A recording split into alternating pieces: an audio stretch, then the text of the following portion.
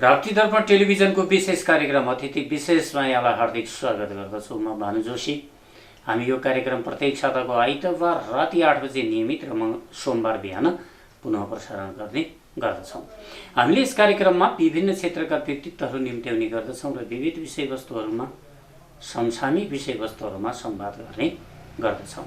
आज हामी निरन्तर संवादमा रहेका छौँ। यति बेला वडाहरूले के गर्दैछन्, लमही नगरपालिकाका सबै वडाहरूमा पुग्ने जमर्को गरिरहेका छौँ, जस अन्तर्गत आज हामी वडा नम्बर 9 मा आइपुगेका छौँ र 9 मा के कस्ता कामहरू भएका छन् गत आर्थिक वर्षमा र आगामी आर्थिक वर्षमा गरिने कामहरूको साँझबाँझो के कस्तो छ, यही सेरोफेरोमा रहेर आजको संवाद हामी केन्द्रित राख्नेछौँ, जसका लागि हामीले हाम्रो कार्यक्रममा निम्त्याएका छौँ लमही नगरपालिका वडा नम्बर 9 का काबा वडा अध्यक्ष खिमबहादुर योगी। सुरु गरौँ उहाँसँगको संवाद। यहाँलाई हाम्रो कार्यक्रममा हार्दिक स्वागत छ। धन्यवाद।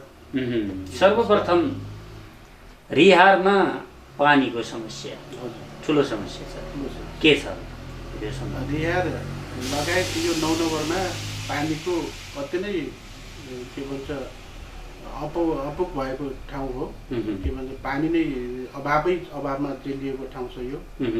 र एक त वडा पनि त्यस्तै भौगोलिक दृष्टिले पनि अलि विकट वडा जस्तो विकट छ, ठुलो छ भौगोलिक हैन।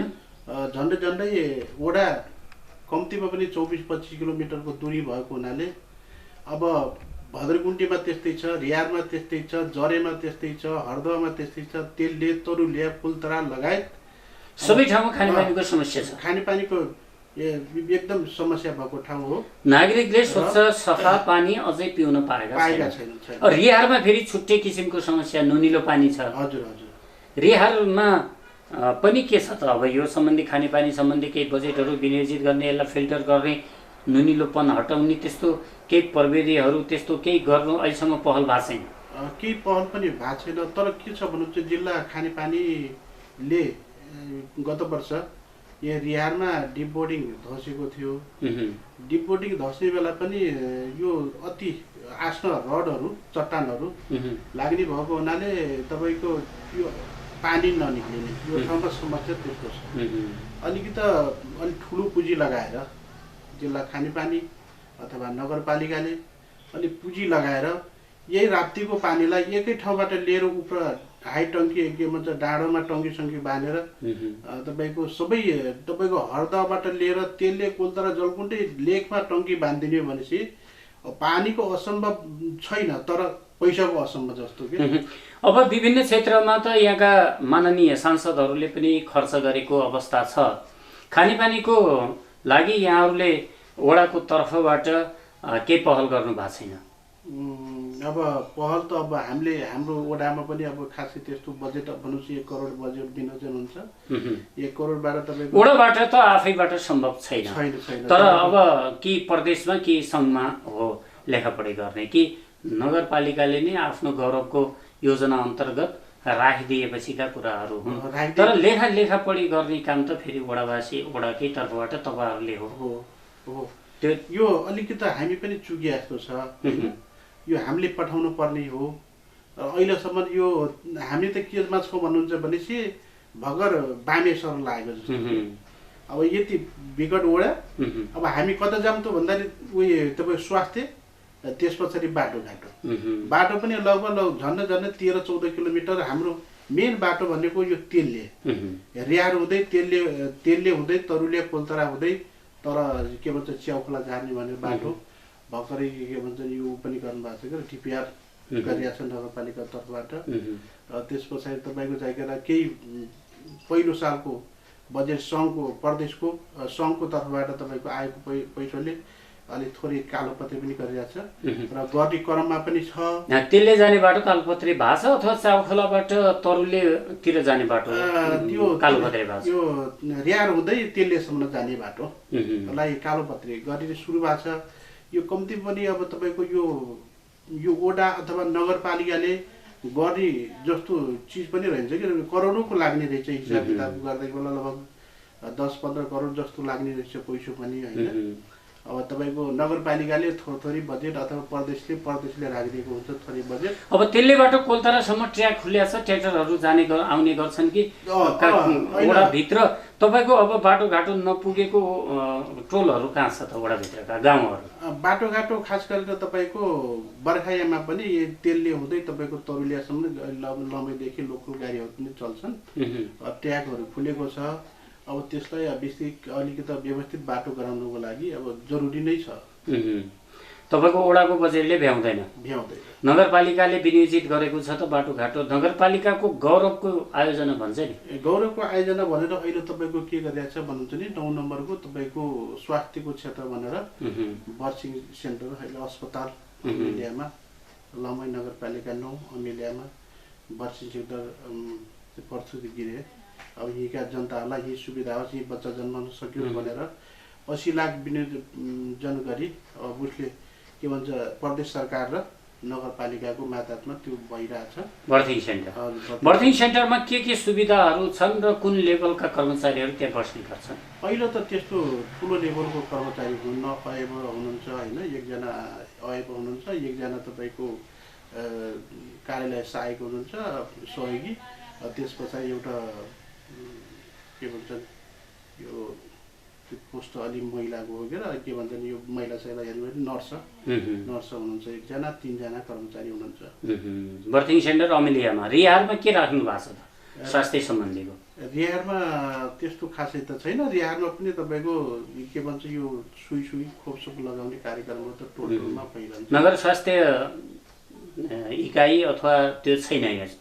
नगर स्वास्थ्य भन्नाले अब तपाईँको यस्तो हुने रहेछ के हेर्नुहोस्, अब तपाईँको यहाँ हामी अलि यो लामो एरियाको भएको हुनाले यो वडा कार्यालय राख्ने बेला होइन, वडा कार्यालय रिहारलाई दिने, स्वास्थ्यको पहुँच अलि यतातिर कम भएको हुनाले यो भन्नाले जनताहरूकै माग अनुसार उतातिर के भन्छ हामी अब सदबरिया पनि नजिक पर्छ।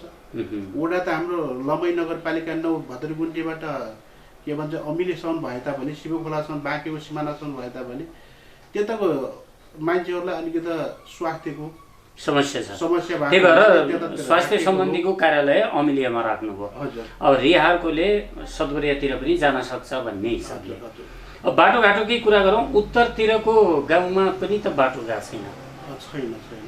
कति घर बस्ती छ उत्तरतिर? उत्तरतिर धवारीमा छ लगभग झन्डै 40 घरधुरी धवारीमा छ। त्यस पछाडि हरदहमा तपाईँको 50-60 घरधुरी हरदहमा छ उत्तरतिरको बस्ती है। त्यस पछाडि अब त्यहाँ घोइलीमा 8-10 घर हुनुहुन्छ। बाटो त अति आवश्यकता चिज रहेछ। अब तपाईँको यो बाटो बजेट छुट्याउने बेला पनि 2 लाख 3 लाख गराइबेल इत्यादि त हामीले कुना टोलमा पनि पुरा छौँ होइन। र खास गरेर अब हाम्रै यो बजेटले नगर्न नसक्ने भएको हुनाले अब धवारी खोलामा 2-3टा पुल बनाउनु पर्ने, ती हर्दाको लागि पनि एउटा पुल बनाउनु पर्छ। धवारीमा मोटरसाइकल जाने अवस्था पनि छैन? होइन, मोटरसाइकल त जान्छ, ट्र्याक्टरहरू त जान्छ। तर अब नियमित गाडीहरू, पेसेन्जर चढ्ने गाडी अथवा यात्रु ओसार प्रसार गर्ने गाडीहरू जान सकेको छैन। अहिले यो अवस्थामा तपाईँको एम्बुलेन्सै लगाऊँ भने पनि एम्बुलेन्स जान सक्दैन धवारीमा घोइली। अब स्वास्थ्यकै कुरा गरौँ, स्वास्थ्यका संरचना अन्तर्गत एउटा अब बर्थिङ सेन्टर अमेलियामा राख्नु भएको रहेछ। योसितै फेरि कोभिड पनि, अब कोभिड-19ले पनि यति बेला ग्रसित गरेको पनि छ। 9 नम्बरमा के छ त कोभिडको अवस्था? 9 नम्बरमा अब पहिला तपाईँको इन्डियातिरबाट आउनुभएको दाजुभाइहरूलाई हामीले नगरपालिकाको मातहतबाट तपाईँको यो रिहार माध्यमिक स्कुल रिहारमा बगारबाबा, त्यस पछाडि अमिलिया माविमा राख्ने गरिएको थियो। र अब उहाँहरू अब इन्डियाबाट आइसकेका मान्छेहरू यहाँ अब 9 नम्बरमा अलिक कमी भएको हुनाले मान्छेहरू हुनुहुन्न, अहिले यत्तिकै यथावत नै छ। र बाहिरबाट कहीँ आउनुभएको छ नि उहाँहरूलाई अहिलेसम्म 9 नम्बर वडामा कोभिड सङ्क्रमित पोजिटिभ भएको छैन?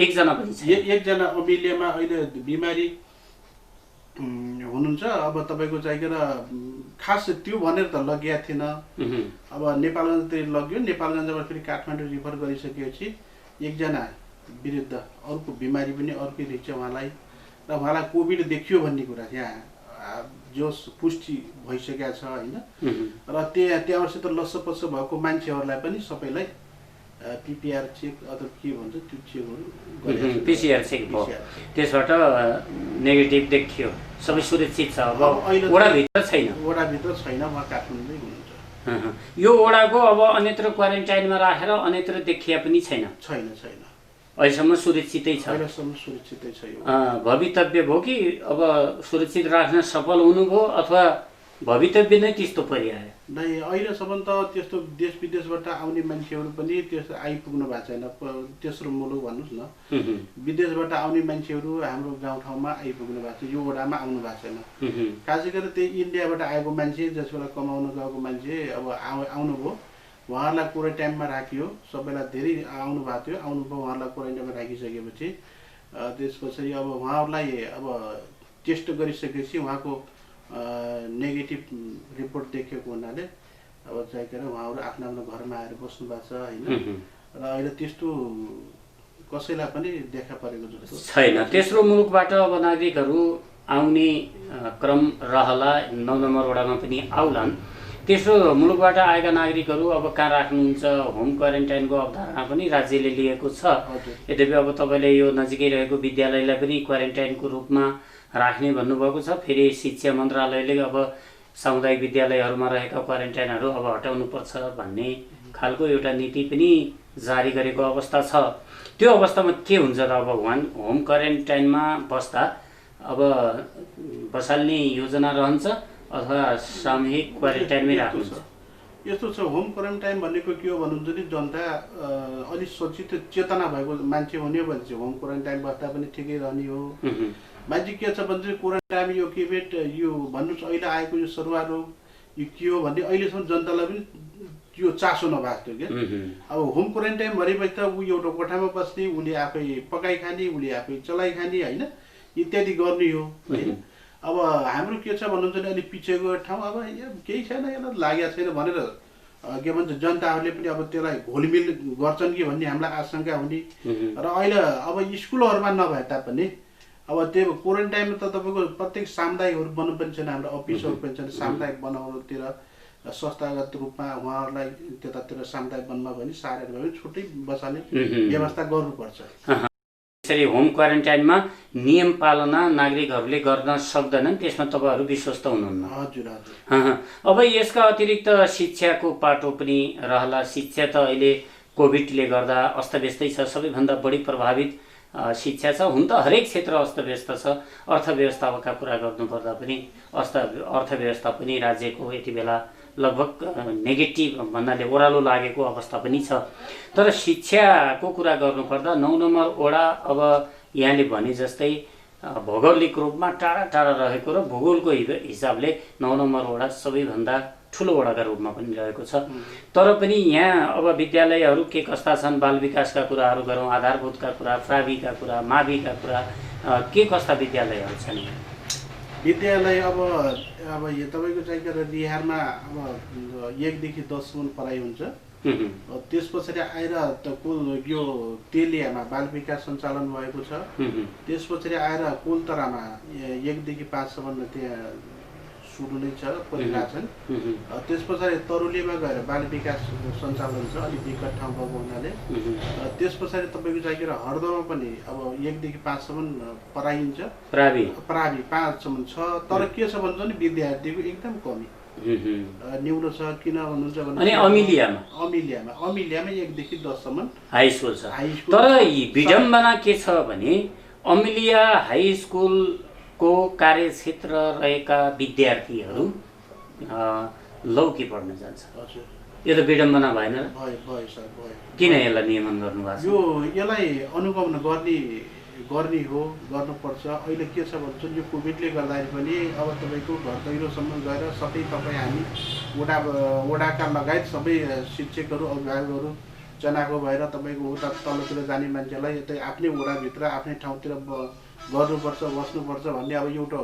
गर्ने पनि अब अलिकति ऊ परेको छैन होइन नत्र भनेपछि अब दुःख लाग्छ किन भन्नुहुन्छ भनेपछि आफ्नै ठाउँमा आफ्नै तिनीहरू हुर्काइएको स्कुलबाट छिमेकी ठाउँ तिनीबाट हामीले विद्यार्थीहरूलाई पनि त्यहाँ बुझ्यौँ अब अहिले त कोभिडले लकडाउनको अवस्था भयो, चैत 10 गतेदेखि लकडाउन भयो, तर त्योभन्दा पहिला पनि हामीले बुझ्ने प्रयास गरेका थियौँ त्यहाँ कि त्यहाँका विद्यार्थीहरू पढ्नका निमित्त लौकी सिद्धेश्वर माध्यमिक विद्यालय, सिद्धेश्वर महादेव माध्यमिक विद्यालय लौकीमा पढ्न गएको अवस्था छ। यसलाई त रोक्नै पर्ने होइन यस्तो छ हेर्नु, मान्छे एउटा कुरा त के रहेछ भन्नुहुन्छ नि, गरिबी पिछेडापन, र त्यहाँ के भइदियो भन्नुहुन्छ भनेपछि खाजा नास्ता सहित तपाईँ गाडी भाडा सहित स्कुलले उतातिरको त्यो बर्दापुर स्कुल हाई स्कुलले तपाईँको उपलब्ध गराइदिएको हुनाले अब अमिलेबाट माथि जलकुण्डी हात्तीखाली इत्यादिबाट घर घरैबाट स्कुलले विद्यार्थी उठाइदिनु लाग्यो भने त मान्छेलाई के हुने भन्नुहुन्छ भने चाहिँ, र म त अब तपाईँको हिँडेर जाने ठाउँमा पनि गाडीमा चढेर सेवा गरेर म जान्छु भन्ने भावनाले अब हामीसित अब यो नगरपालिका स्कुल भ्यान छ त्यहाँ बर्दापुरको, स्कुल बस लगाउने भन्ने कुराकानी थियो, प्रचार गर्न आएको थियो होइन।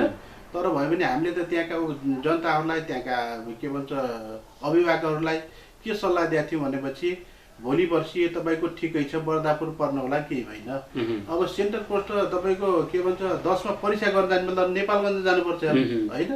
अब हामी यतिर परीक्षा गऱ्यौँ भनेपछि आफ्नो खाजो रोटो खाएर भए पनि तपाईँको सदभरि होइन बसेर तपाईँको 1-2 दिन 2-4 दिन कोठा भाडा लिएर यहाँ परीक्षा गर्न सजिलो होला भन्ने त्यहाँ कुराकानी त चलाइराखेका छौँ हामीले अहिलेसम्म सबै विद्यार्थी। अब त्यो यहाँले भन्नुभयो कि अब गाडी भाडा फीका कुरा लगायत अब ड्रेस इत्यादि चिज प्रलोभन देखाएरै विद्यार्थी त्यतातिर गएको हो, साँच्चै पढाइको स्तर खस्किँदो भयो अमिलियामा कि त्यो हिसाबले विद्यार्थी गएका? त्यो भन्नाले यस्तो छ हजुर, पढाइको स्थिति त अब त्यस्तो खस्किँदो त नहोला होइन, र विद्यार्थीहरूलाई मान्छेहरूलाई पढाइको स्थिति खस्केर अन्यत्र जिल्ला गए हुन् भने त फेरि यहाँहरूले नियमन गर्न नसके अथवा नगर स्वास्थ्य शाखाले नियमन गर्न नसके त भन्ने होला नि, फेरि नागरिकले त्यो आरोप त लाउला नि यहाँहरूलाई। लाउने स्वाभाविक कुरो हो, लाउनु अब नचाहिने चिजलाई चाहिने हो भन्न पनि नमिल्ने होइन। अब के छ भन्नुहुन्छ भनेपछि अब केही पढाइको कमी कमजोरी पनि होला, नहुन सक्दैन भन्न हामी सक्दैनौँ, तर के छ भन्नुहुन्छ भनेपछि सरहरूलाई पनि हामीहरूले उहाँहरूलाई अब त्यहाँ स्कुल टाइममा हुन्छ अथवा उहाँहरूलाई बच्चालाई नि शुल्क ट्युसन पढाइदिएर हुन्छ, कसरी हुन्छ यहाँ रोकथाम गर्नु पऱ्यो, यहीँ पढाउनु पऱ्यो, यहीँ सेवा शुल्क उहाँहरूलाई कसरी हुन्छ अब राखेर गर्नुपर्छ भन्ने हामीले उहाँहरूलाई सरहरूलाई पनि जगजाहेर गरिरहेछौँ होइन। र अब यो अब अहिले तत्कालै स्कुल नचलेको हुनाले अब यथावत नै रहेको छ यो कुरा। अब कृषिका कुरा गर्नुपर्दा के छ त कृषिको अवस्था? सबै ठाउँमा सिँचाइ हुने व्यवस्था छ? सिँचाइ त यहाँ 9 नम्बरमा त्यस्तो सिँचाइ हुने ठाउँ त कोही छैन। सिँचाइ अब रिहार अब सिँचाइ हुने ठाउँ छैन। अब रिहार अब लमै नगरपालिकाकै गहनाको रूपमा रहेको धार्मिक पर्यटकीय स्थल हो, जहाँ अब बाहिर देशबाट पनि पर्यटकहरू यहाँ धार्मिक पर्यटकहरू आउने गर्छन्। यद्यपि भने जस्तो यो रिहारको धार्मिक पर्यटन क्षेत्रलाई पनि उकास्न सकिएको छैन। कहाँनिर चुक्यौँ हामी? यो चुक्ने ठाउँ के रहेछ भन्नुहुन्छ नि, हरेक ठाउँ यो के छ भन्नुहुन्छ भनेपछि म अहिले के गरिरहेको छु भन्नुहुन्छ भनेपछि यो सुरुमा हामी आइसकेपछि यो पुरानो समितिलाई डिजलमा गरियो, वडा अध्यक्षको तपाईँको उसमा माताहतमा यो मेला समिति गठन गरियो। मैले सरसल्लाह अहिले वडा अध्यक्षलाई पनि दिने गर्छु, यो तत्कालै सर्वदलीय सर्वपक्ष भेला बोलाऊ, यसो त्यस पछाडि तपाईँको यहाँको समितिलाई जागरुक गराउँ, समितिलाई जागरुक गराइदिएपछि ऊ आफ्नो बाटोमा हिँड्छ, हामीले पनि त्यहाँबाट छुटकारा पाउँछौँ भन्ने कुराहरू मैले हामीले सरसल्लाह दिने हो, सुझाव दिने हो होइन। र केही कमी कमजोरी हामीमा पनि भयो होला नि त होइन, यो गर्न नसकेको अवस्था छ। अब तत्कालै अब आउँदो दिनहरूमा यसले यही कोभिडले गर्दाखेरि पनि अलिकति पछाडि परेको जस्तो पनि छ होइन। नत्र भन्नुहुन्छ भनेपछि मैले त 1 नम्बर लमै 1 नम्बर हाम्रो यो धार्मिक स्थललाई बनाउनु पर्छ भन्ने त तपाईँको देउखुरी व्यापीको माग हो नि त होइन। अब यो मन अलि बिग्रेको छ, खिन्न तपाईँको पनि हुन्छ मेरो पनि हुन्छ है, यसमा स्वाभाविक अलिक कमी कमजोरी भएको हो। तर के छ भन्नुहुन्छ भने यसलाई कसरी हुन्छ तपाईँले पनि यसलाई प्रचार र तपाईँहरूले दिने आर्थिक बुद्धि सरसल्लाहहरू पनि हामीले शिरोधार गर्दै यसलाई कसरी अगाडि बढाउनु पर्छ भन्ने कुरा अब बढाउने वातावरण हामीले बनाउनेछौँ। हामीसित छलफलका विषयवस्तुहरू थिए, रोजगारी, बिजुली लगायतका अन्य विषयवस्तुहरू पनि थिए। समय सकिएको सङ्केत हामीलाई प्राप्त भएको छ।